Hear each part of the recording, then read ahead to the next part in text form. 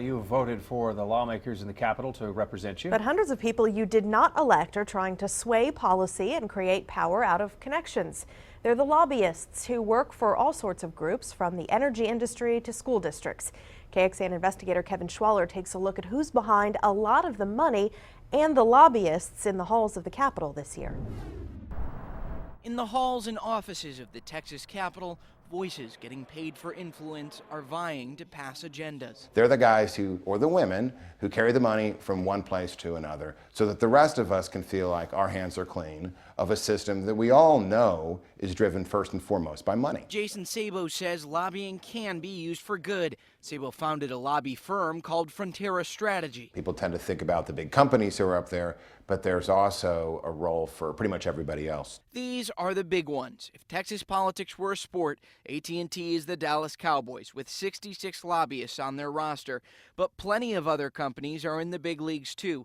Dallas-based energy company Energy Future Holdings and its subsidiaries each appear in the top 5. Texans for Public Justice monitors the lobbying game. Research director Andrew Wheat says it's not only the quantity of the lobbyists that matter, but the quality. These top lobbyists are the ones with the best connections, the closest relationships. To see an example of how interests play a role in Texas, look to last session.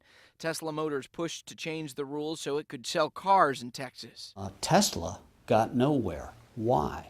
Because it was coming up against hundreds of car dealerships all over the state that is one of the most organized lobby interests in Texas. In the game of lobbying, Sabo says there's no off-season. Kevin Schwaller, KXAN News. And to give you an idea how much some of these groups could be spending to lobby lawmakers, ethics records show AT&T is set to pay lobbyists between $2.7 to more than $5 million just this year alone.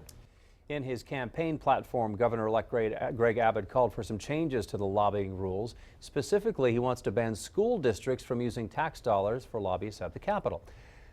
Abbott argues the elected officials and superintendents should represent their district's interests themselves. Austin ISD, for one example, has 8 lobbyists registered with the state, 7 of whom will likely make less than $10,000, we've learned, but state documents also say one of the AISD lobbyists could make up to $50,000. Now, we checked with the governor-elect's staff, and they say they will actively push to pass this and other policy proposals into law.